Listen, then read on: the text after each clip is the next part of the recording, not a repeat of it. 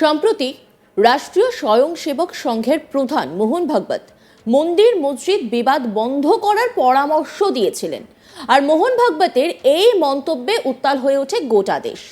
ধর্মীয় হিংসার বদলে সম্প্রীতির বার্তা দিয়েছেন তিনি।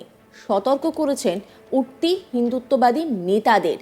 এ নিয়ে এবার সরব হলেন হিন্দু ধর্মের সাধু ও সন্তরা। মোহন ভাগবতকে বেনজির আক্রমণ করলেন তারা। রেগে তারা বলেই ফেললেন, মোহন ভাগবত হিন্দুদের মুখপত্র নন। জিতেন্দ্র নন্দ সরস্বতী মোহন ভাগবতের তীব্র বিরোধিতা করে বলেন, যখন ধর্মের বিষয় আসবে তখন ধর্মগুরুদের সিদ্ধান্ত নিতে দেওয়া উচিত এবং তারা যা সিদ্ধান্ত নেবে তা সংঘ এবং বিশ্ব হিন্দু পরিষদ মেনে নেবে। এর আগে জগৎগুরু রাম ভদ্রাচার্য মোহন ভাগবতের বক্তব্যকে তোষণ বলে অভিহিত করেছিলেন এবং বলেছিলেন তিনি হিন্দু ধর্ম সম্পর্কে কিছুই জানেন না। রাম ভদ্রাচার্য হিন্দু সন্ন্যাসী, তিনি ঠিক কি বলেছেন শোনাবো আপনাদের।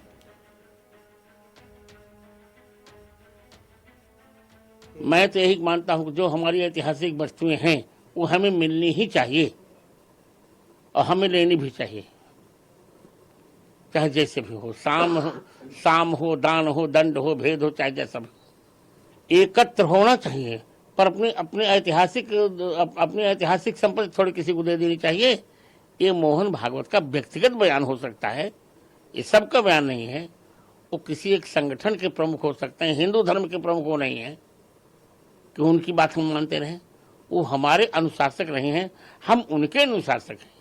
ये कौन होते, मैं 20 बार कह रहा हूँ, हिंदू धर्म की व्यवस्था के लिए वो तो नहीं ठेकेदार है।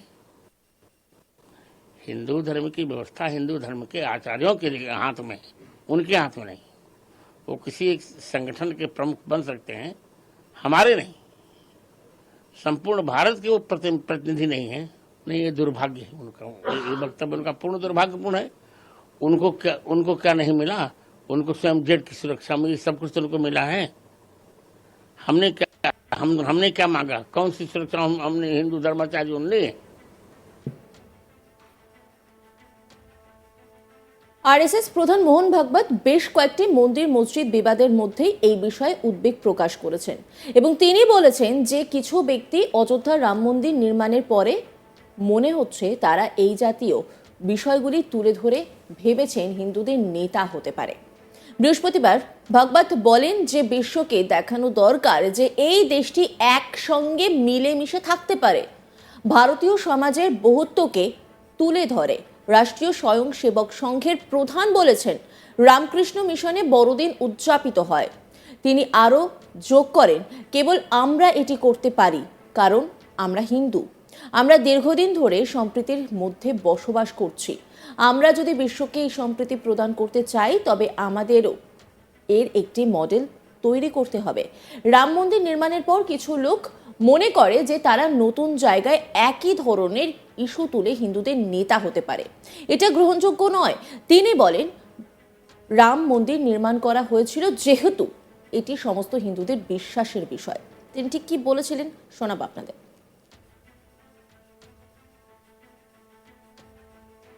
हा रस्ता अपूर्ण झाला, याचे फायदे पुष्कळ आहेत पण याचे तोटे आहेत आणि हे सगळं करूनही सुख मिळतच नाही, समाधान मिळतच नाही, जीवनात शांती येतच नाही. मग कुठे पाहायचं? त्याचा विश्वाचं चिंतन भारत या विषयाकडे वळलेलं आहे आणि त्याचं कारण आहे. पहिलं कारण आहे ही अपुरी दृष्टी भारताजवळ हे पूर्ण करण्याचं साधन आहे. ही अपुरी दृष्टी मनुष्याचं शरीर ओळखते, मन बुद्धी यांना ओळखते, पण हे तिघही एकत्र चालणाऱ्या करता जे चौथं तत्व पाहिजे त्यांच्याजवळ नाही आहे. ही अपुरी दृष्टी जीवनामध्ये अर्थकामांचं महत्व जाणते, मोक्षाचंही महत्व जाणते, परंतु हे तीनही एका जीवनात एकत्र मिळणे, या तिघांचाही बरोबर विकास होणे याच्याकरता जे चौथं तत्व पाहिजे ते जाणत नाहीत. त्यांना व्यक्ती माहिती आहे, त्यांना समुदाय मानवता माहिती आहे, त्यांना सृष्टी सुद्धा खूप माहिती आहे,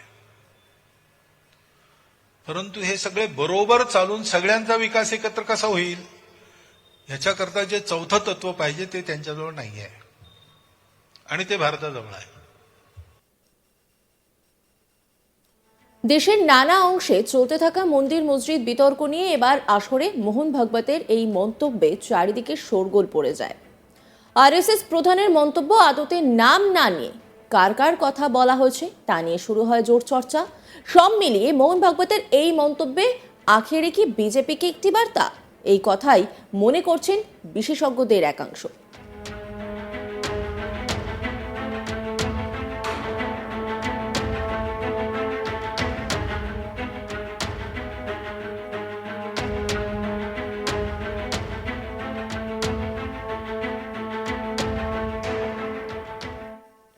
সম্প্রতি রাষ্ট্রীয় স্বয়ংসেবক সংঘের প্রধান মোহন ভাগবত মন্দির মসজিদ বিবাদ বন্ধ করার পরামর্শ দিয়েছিলেন, আর মোহন ভাগবতের এই মন্তব্যে উত্তাল হয়ে ওঠে গোটা দেশ।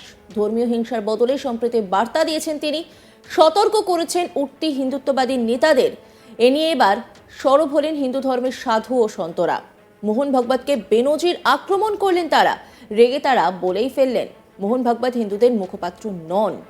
জিতেন্দ্রানন্দ সরস্বতী মোহন ভাগবতের তীব্র বিরোধিতা করেন।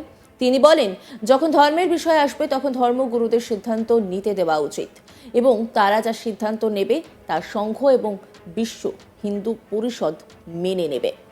এর আগে জগৎগুরু রামভদ্রাচার্য মোহন ভাগবতের বক্তব্যকে তোষণ বলে অভিহিত করেছিলেন এবং বলেছিলেন তিনি হিন্দু ধর্ম সম্পর্কে কিছুই জানেন না। তিনি ঠিক কি বলেছিলেন শোনাব আপনাদের। मैं तो यही मानता हूँ जो हमारी ऐतिहासिक वस्तुएं हैं वो हमें मिलनी ही चाहिए और हमें लेनी भी चाहिए, चाहे जैसे भी हो, साम हो, दान हो, दंड हो, भेद हो, चाहे जैसा भी हो, एकत्र होना चाहिए। पर अपनी ऐतिहासिक संपत्ति थोड़ी किसी को दे देनी चाहिए। ये मोहन भागवत का व्यक्तिगत बयान हो सकता है, ये सबका बयान नहीं है। वो किसी एक संगठन के प्रमुख हो सकते हैं, हिंदू धर्म के प्रमुख वो नहीं है कि उनकी बात हम मानते रहें। वो हमारे अनुशासक रहे हैं, हम उनके अनुशासक हैं। ये कौन होते, मैं 20 बार कह रहा हूँ, हिंदू धर्म की व्यवस्था के लिए वो तो नहीं ठेकेदार हैं। हिंदू धर्म की व्यवस्था हिंदू धर्म के आचार्यों के लिए हाथ में है, उनके हाथ में नहीं। वो किसी एक संगठन के प्रमुख बन सकते हैं, हमारे नहीं। संपूर्ण भारत के वो प्रतिनिधि नहीं है। नहीं, ये दुर्भाग्य है उनका, ये वक्तव्य उनका पूर्ण दुर्भाग्यपूर्ण है।